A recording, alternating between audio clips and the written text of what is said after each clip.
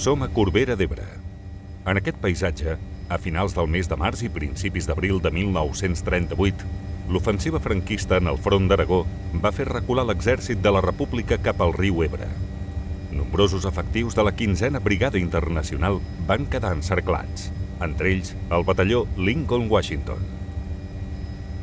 A Corbera d'Ebre, un nombrós contingent del batalló va ser tirotejat i exterminat. Molts oficials i alts comandaments van resultar morts, desapareguts o bé capturats i assassinats. Entre ells, el cap de l'Estat Major de la 15a Brigada, un dels comandaments nord-americans més famosos i llegendaris, en Robert Merriman. Però, qui va ser Robert Hale Merriman? Robert Merriman va néixer als Estats Units, a Nevada, l'any 1908. Va ser un estudiant brillant i va obtenir una beca per la Universitat de Califòrnia a Berkeley. Durant 2 anys, va adquirir coneixements militars a la Reserve Officers Training Corps de la Universitat de Nevada, assolint el grau de segon tinent en reserva. L'any 1932, l'any que es va casar amb la Marion Stone, es va graduar en Economia i esdevingué professor de la universitat. Les seqüeles de la crisi econòmica dels anys 30 van fer que s'anés interessant pel model soviètic. L'any 1935 obtingué una beca d'ampliació d'estudis per estudiar els nous models d'explotació agrícola soviètics i va marxar cap a Moscou. Pocs mesos més tard, va esclatar la Guerra Civil Espanyola. Merriman i Marion es van implicar en favor de la causa republicana. Al gener de 1937, Robert Merriman va ajudar a formar a joves voluntaris nord-americans i va assumir responsabilitats en l'Estat Major de la 15a Brigada Internacional. Alhora, Marion va romandre a Moscou mentre treballava de corresponsal del New York Times. Robert Merriman va participar en els durs combats de Brunete i en la batalla del Jarama, on va resultar ferit. Marion es va traslladar a la zona republicana per atendre el seu marit i va romandre en el batalló Lincoln Washington, fent-se càrrec de tasques administratives. Pels vols de novembre del 1937, Marion va tornar als Estats Units, on es va dedicar a donar conferències per recabar fons per la causa republicana espanyola. A la batalla de Belchite, Merriman va tornar a ser ferit. Tanmateix, va continuar la lluita. Poc després, esdevingué cap de l'Estat Major de la 15a Brigada Internacional i, com a tal, va participar en els brutals combats de la batalla de Terol. El 9 de març de 1938, les tropes franquistes van passar a l'ofensiva i van trencar el front republicà d'Aragó. El front d'Aragó comença a grinyolar a partir del mes de febrer de l'any 38. El general Rojo va intentar contenir l'avanç, però la potència de les divisions franquistes va provocar la reculada de les unitats republicanes. A finals de març, la 15a Brigada Internacional combatia per la Terra Alta. Els brigadistes venen de la retirada del front d'Aragó. La 15a Brigada, el batalló nord-americà, és un d'aquests batallons que es va veure escombrat per aquesta ofensiva tan forta. Llavors van patir moltes baixes i el que fan és enviar-los a rereguarda, i rereguarda és la zona aquesta de Batea i Corbera d'Ebre. Les fotos són les que ens van ajudar a localitzar exactament el punt on ells estaven ubicats. I gràcies a aquestes fotos hem, per exemple, localitzat el punt exacte on estava l'Estat Major, hem localitzat una de les últimes fotos que es va fer en Robert Merriman, el lloc exacte, el punt aquest. Hi ha algunes que fins i tot són dia a dia. Hi ha en concret el diari d'un brigadista nord-americà, Alba Bessi, que ell descriu dia a dia. I poder lligar les dues coses, és a dir, el punt exacte del que ell t'està explicant, en aquell moment que estàs tu allà, crec que és emocionant. Entre el 30 i el 31 de març, després de 3 dies d'acampada a Corbera d'Ebre, van prendre posicions al llarg del riu Algars. El batalló Lincoln Washington es va desplegar al nord-oest de Batea, però el dia 1 d'abril va rebre ordre de retirar-se. El dia 1 d'abril, a 3:45, reben els caps, reben un missatge de l'Estat Major dient que han de retirar. L'ofensiva és tan forta que es veuen obligats a retirar-se de la zona.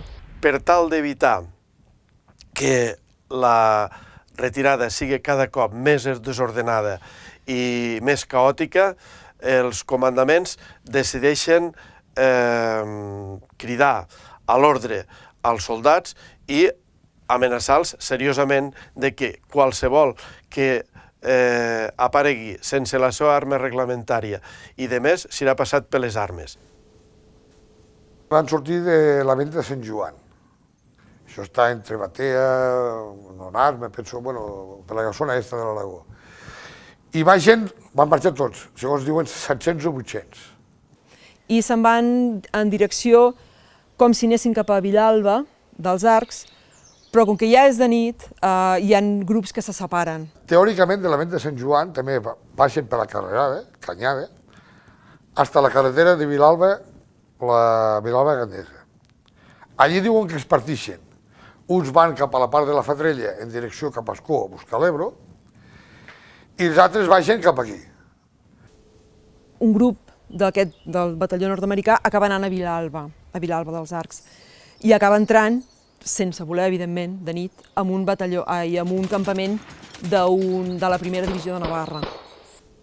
Les primeres hores del dia del 2 d'abril arriben a uns turons per sobre Gandesa, i des d'allà ja veuen que ja hi ha lluita a Gandesa. Diuen que hi ha un intent d'atac a Gandesa per part dels brigadistes nord-americans perquè veuen que hi ha lluita i volen anar a ajudar els companys que estan allà. En aquest atac hi ha moltes baixes perquè els descobreixen, hi ha moltes baixes, i els que sobreviuen es diu que tornen un altre cop a pujar a les alçades, als turons de dalt, i que malgrat pateixen atacs intenten aguantar durant el dia allà. Quan arriba la nit han de marxar. Tota aquella zona ja està ocupada. De fet, el dia 2, Corbera està ocupada i estan encerclats. Hi ha un camí que és una carrerada, que és una via pecuària, que podria haver sigut una via d'escapament, una via que haguessin pogut seguir.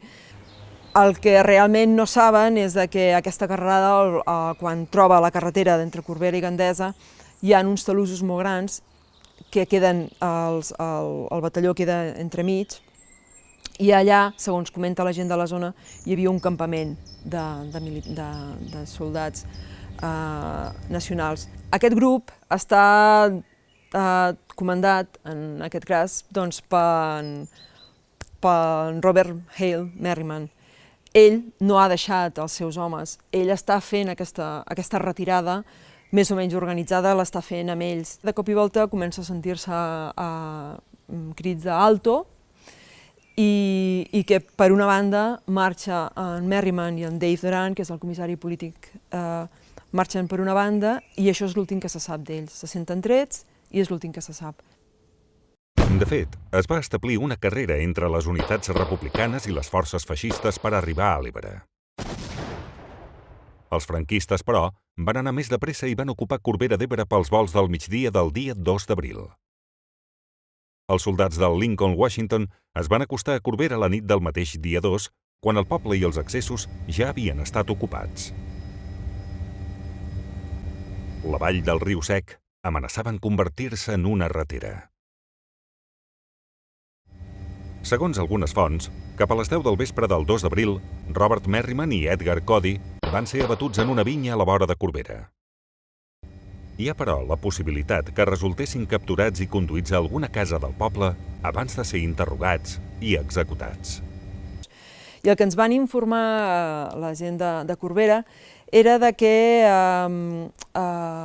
era possible que en una casa d'allà a Corbera haguessin tancat uns oficials.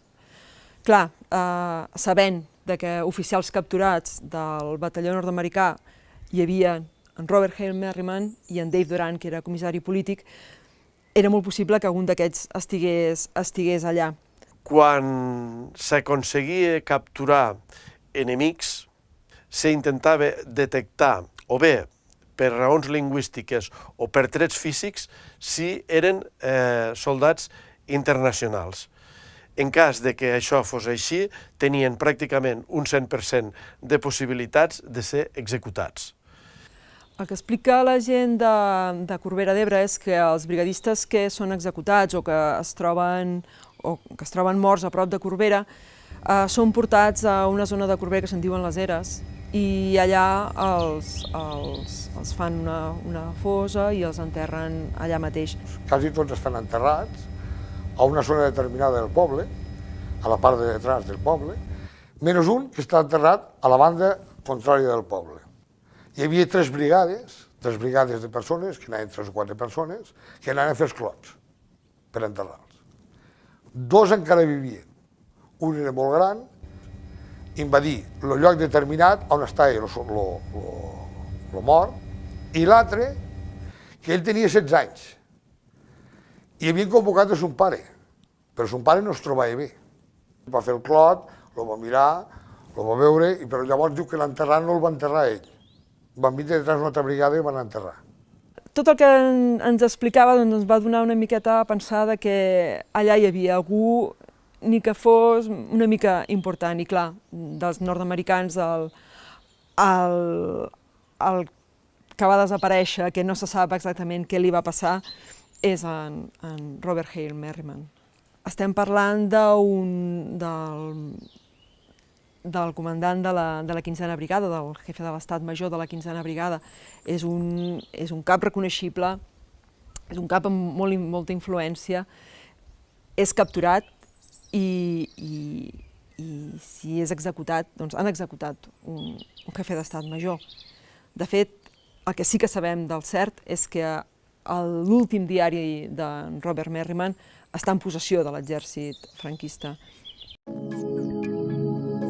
La primavera del 2017, el grup de recerca DITPATRI de la Universitat de Barcelona, en col·laboració amb investigadors de les brigades internacionals i estudiosos locals de la Terra Alta, va iniciar una campanya d'excavació arqueològica a la vall de l'Obaga, a Corbera d'Ebre. Alguns testimonis havien assenyalat un espai on havia estat enterrat un oficial de les brigades internacionals l'abril del 1938 i calia verificar qualsevol opció al respecte. Fins i tot hi havia la possibilitat que la persona enterrada a les Obagues fos en Robert Merriman. Ens vam centrar en el lloc on el testimoni dels que havia participat amb l'excavació amb el seu dia, el 1938, recordava on era. En primer lloc vam procedir a passar detector de metalls per tota la zona. Va sortir molta munició, bales, projectils, metralla, que probablement no eren de l'abril del 1938, sinó dels combats que van haver a l'estiu en aquella mateixa zona. De tota manera, això era molt interessant perquè evidenciava que el sòl, el nivell en què els movíem, ni havia crescut ni havia quedat rebaixat. Per tant, era el mateix sòl que havia el 1938. Per tant, si hi havia hagut alguna intervenció o alguna remoció de terreny, ens seria més fàcil de detectar. Tot seguit, després dels detectors de metalls, vam passar al georadar.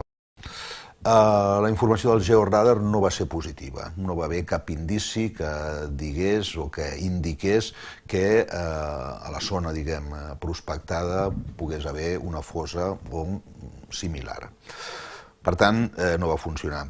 Tot i així, vam procedir a l'excavació rebaixant el terreny, vam baixar una franja bastant àmplia, sempre tenint com a referència el lloc on havia dit el testimoni del 1938 i vam baixar força cap a baix.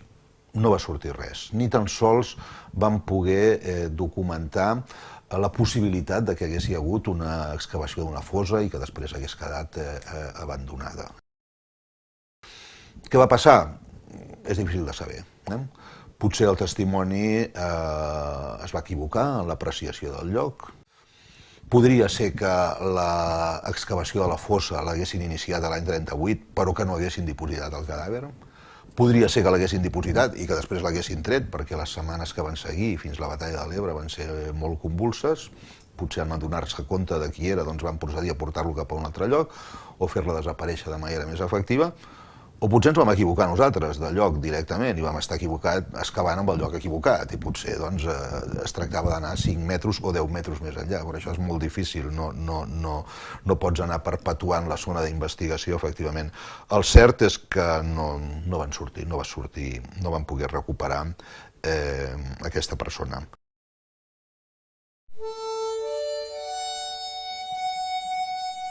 Robert Merriman, l'heroi nord-americà, encara no ha estat localitzat, però la seva memòria i la presència encara està ben viva. És possible que les seves restes estiguin en algun dels marges de la vall de l'Obaga, a Corbera d'Ebre. Esperem que algun dia, com tants altres, pugui retornar entre nosaltres.